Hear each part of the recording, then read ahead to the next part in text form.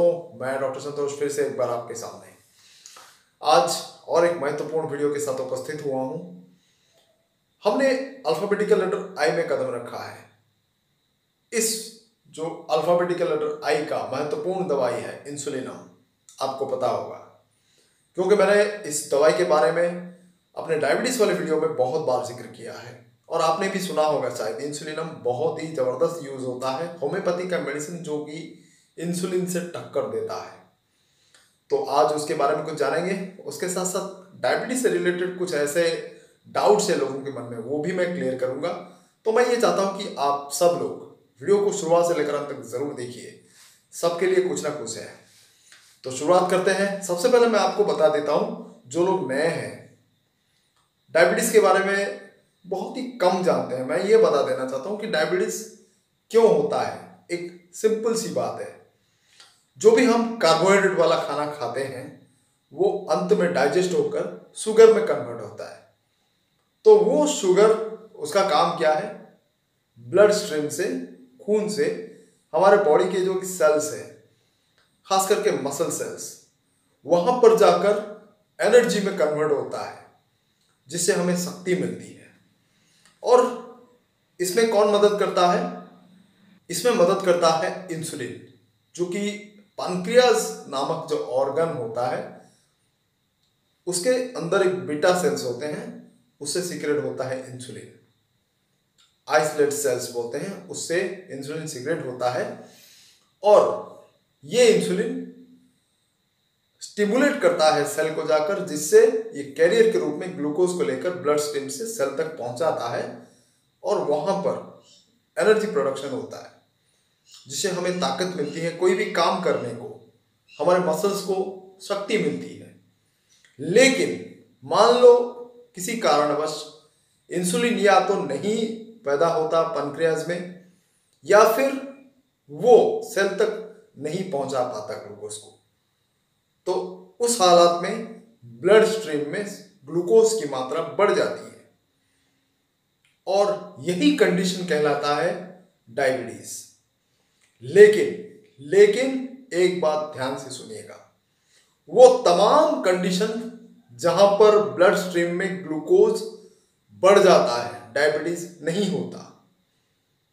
ध्यान से सुनिए, फिर से एक बार रिपीट करता हूं, वो तमाम कंडीशन जहां पर ब्लड स्ट्रीम में ग्लूकोज की मात्रा बढ़ जाती है वो डायबिटीज नहीं होता।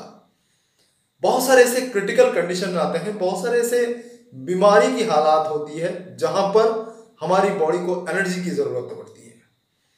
उस समय जो ब्लड के जो ग्लूकोज लेवल होता है वो ऑटोमेटिकली ज्यादा मात्रा में आ जाते हैं ब्लड में, और वो फिर कन्वर्ट होते हैं सेल में जाकर एटीपी में, जो एनर्जी का फॉर्म होता है। तो अगर हमको कोई बीमारी आ गई हो, सर्दी जुकाम, तो उस वक्त ये शुगर लेवल थोड़ा बढ़ जाता है। तो उस वक्त हम अगर ब्लड टेस्ट करें, शुगर लेवल ज़्यादा आए, तो उसको आप डायबिटीज मानकर तुरंत दवाई स्टार्ट मत कीजिएगा। जब आप परफेक्टली हेल्दी हो और 2-3 बार टेस्ट करने पर शुगर लेवल कंटिन्यूसली ज़्यादा आए, तभी आप मानिएगा कि आपको डायबिटीज है। ये तो रही पहली बात। अब जो हमने बात कही है कि ये डायबिटीज को कंट्रोल करने के लिए एलोपैथी के बहुत सारे दवाइयाँ निकली हैं।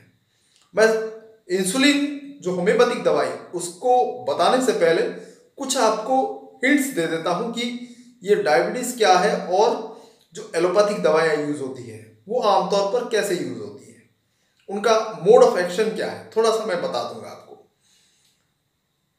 बेसिकली 2 तरह का जो कंपोनेंट है यूज होता है डायबिटीज के लिए। एक तो होता है ग्लिम्पिराइड और दूसरा होता है मेटफॉर्मिन।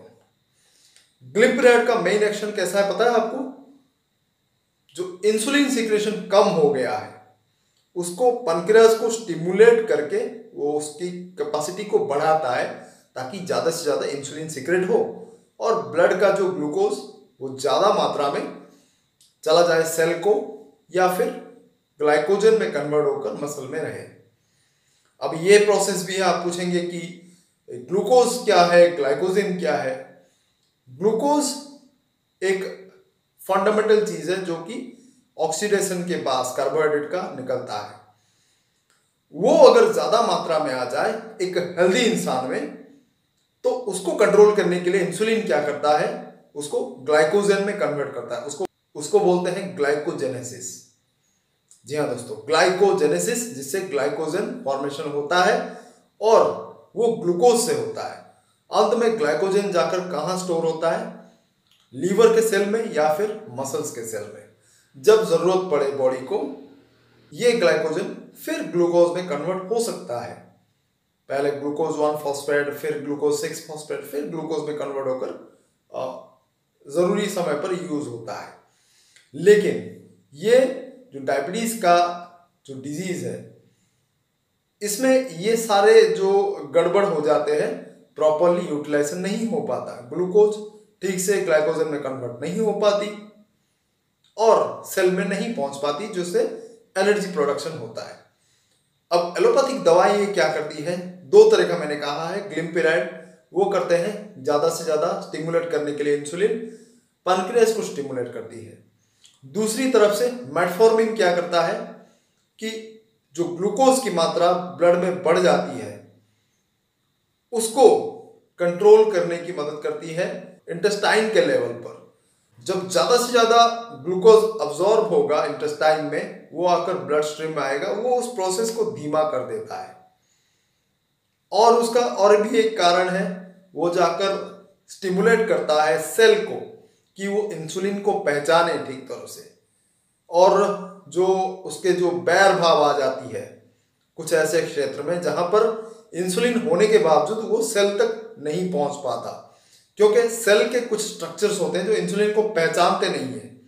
अगर इंसुलिन को नहीं पहचानेंगे तो उसके कैरियर के रूप में ग्लूकोज नहीं आ पाता, तो वो पहचान बनाता है, स्टिमुलेट करता है कि तू पहचान इंसुलिन को, ताकि ग्लूकोज आए सेल के अंदर और यूटिलाइजेशन हो। ये काम करती है मेटफॉर्मिन। इससे क्या होता है कि जब कंटिन्यूसली हम यूज करेंगे एलोपैथिक दवाएं, तो नेचुरल जो सिस्टम होता है वो बिगड़ जाता है। अगर पैनक्रियास को ज्यादा स्टिमुलेट किया जाए, वो नेचुरली काम करना बंद कर देता है, उसको स्टिमुलेशन की जो आदत पड़ जाती है। अब आप किसी को बोलेंगे तू घर में नॉर्मली बैठा रहे, मैं तुझे सारे चीज, तुझे जो जो जरूरी है मैं तुझे लाके दूंगा, तो ऑब्वियसली वो आलसी हो जाएगा। ठीक उसी तरह होता है, पैनक्रियास आलसी बन जाता है और अंत में इंसुलिन सीक्रेट करना बंद कर देता है। उस समय आर्टिफिशियल रूप में इंसुलिन चढ़ाना पड़ता है, आपको पता होगा। तो ये गड़बड़ होता है लॉन्ग टर्म यूज करने के बाद। लेकिन जिस दवा की आज हम बात करेंगे, इंसुलिन होम्योपैथी का, वो इंसुलिन का ही पोटेंटाइज फॉर्म है। उसका प्रूविंग हुआ है 30 पोटेंसी में। कैसे होता है, जब ये इंसुलिन हम इसको सेवन करते हैं, हम लेते हैं इंसुलिन हम 30 को, उसका मोड ऑफ एक्शन ये है कि वो जो बॉडी की जो कैपेसिटी होती है, हमारे बॉडी की जो इम्यूनिटी सिस्टम होती है, वो उसको कंट्रोल करता है। जो कार्बोहाइड्रेट मेटाबॉलिज्म ठीक से नहीं हो पाता बॉडी के अंदर, कुछ तो ऐसे डिफेक्ट बन जाता है बॉडी में जिससे कार्बोहाइड्रेट मेटाबॉलिज्म ठीक से नहीं हो पाता, वो उसको ऑक्सीडेशन करने में मदद करती है। और क्या काम करता है इंसुलिनम, ये जो प्रोसेस धीमा पड़ जाता है, ग्लूकोज ब्लड स्ट्रीम में ज्यादा हो गया तो नेचुरली ग्लाइकोजन में कन्वर्ट होकर लीवर सेल या फिर मसल सेल्स पे जाना चाहिए। लेकिन डायबिटीज में ये नहीं हो पाता। इंसुलिनम जो मेडिसिन होता है उसको रेगुलेट करता है और ज्यादा से ज्यादा ग्लूकोज को ग्लाइकोजन में कन्वर्ट करने के लिए मदद करता है। ग्लाइकोजेनेसिस का जो प्रोसेस होता है उसमें मदद करता है। ये पर्टिकुलरली देखा गया है कि अगर किसी इंसान में शुरुआत से ही आप इंसुलिनम 30, 3x या 6x, ये जो पोटेंसी में अगर आप कंटिन्यूसली यूज करो, तो जो प्रोसेस में आपको टैबलेट्स या इंसुलिन का जो कोर्स एलोपैथिक का लेना पड़ता है, वो रिड्यूस हो जाता है, वो कम हो जाता है। ऐसा बहुत सारे केसेस में देखा गया है। तो एसोसिएटेड करके हम जो सिजिजियम जैमुलिनम और जिम्नोमा सिल्वेस्टर देते हैं, कुछ पेशेंट्स को एब्रोमा अगोस्टा, सफलंट्रा, ये सब भी देते हैं। तो उन केसेस में भी हम लेटर स्टेज में इंसुलिनम सजेस्ट करते हैं। और पहले 3x फिर 6x, फिर 30x, ऐसे करके मोस्ट कंडीशन में, ज़्यादातर कंडीशन में हम 30C जो लिक्विड होता है वो प्रिस्क्राइब करते हैं। बढ़िया रिजल्ट इसका आता है, आप भी यूज़ करके देखिए। इसके अलावा दूसरे और भी कई ऐसे चीज़ हैं इंसुलिन हम मदद करती है। पिंपल्स से लेकर दूसरे कार्बनकल्स होते हैं, आर्थराइटिस होते हैं, गैंग्रीन होते हैं, जो डायबिटीज से रिलेटेड है, उनमें भी ये मदद कर सकता है। डायबिटीज के कॉम्प्लिकेशंस, उनमें भी इंसुलिन मदद कर सकता है अगर शुगर लेवल के ज़्यादा बढ़ जाने के कारण ये हो रहा हो। तो कभी भी आपको डायबिटीज की शिकायत हो, प्रॉपरली देखभाल करके एक अच्छे डॉक्टर की सलाह से सारी दवाइयाँ लीजिए।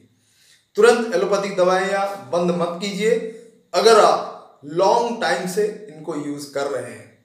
साइड बाय साइड एलोपैथी के साथ होम्योपैथी भी आप ले सकते हैं। कुछ दिन लेने के बाद, कुछ महीने लेने के बाद जब आप देखें कि आपका शुगर लेवल कंट्रोल में है, धीरे धीरे करके एलोपैथी का डोज कम करिए, तुरंत बंद ना करें। और एक ऐसा दिन आएगा जब आप सिर्फ और सिर्फ होम्योपैथी का डोज कंटिन्यू करेंगे। ऐसे बहुत सारे होम्योपैथिक मेडिसिन हैं, मैंने अपने वीडियोस में कहा है, आप उनको यूज करके देखिए। आपको एलोपैथी की जरूरत नहीं पड़ेगी कुछ महीनों के बाद। उस वक्त आप सोचिएगा कि आपका नेचुरल हीलिंग प्रोसेस शुरू हो गया है, और वहाँ होम्योपैथी का डोज भी आहिस्ता आहिस्ता करके रिड्यूस होगा। अंत में बिना कोई दवाई का आपका बॉडी उतना कॉम्पिटेंट हो जाएगा, उतना मतलब पावरफुल हो जाएगा, उतना जो इम्यूनिटी उसका स्ट्रांग हो जाएगा कि कोई दवाई की जरूरत नहीं पड़ेगी। सारी जो कार्बोहाइड्रेट मेटाबॉलिज्म और दूसरी प्रोसेस बहुत ही बखूबी होगी। तो मैं ये चाहता हूँ कि आप लोग डायबिटीज के सारे वीडियोस अच्छी तरह से देखें।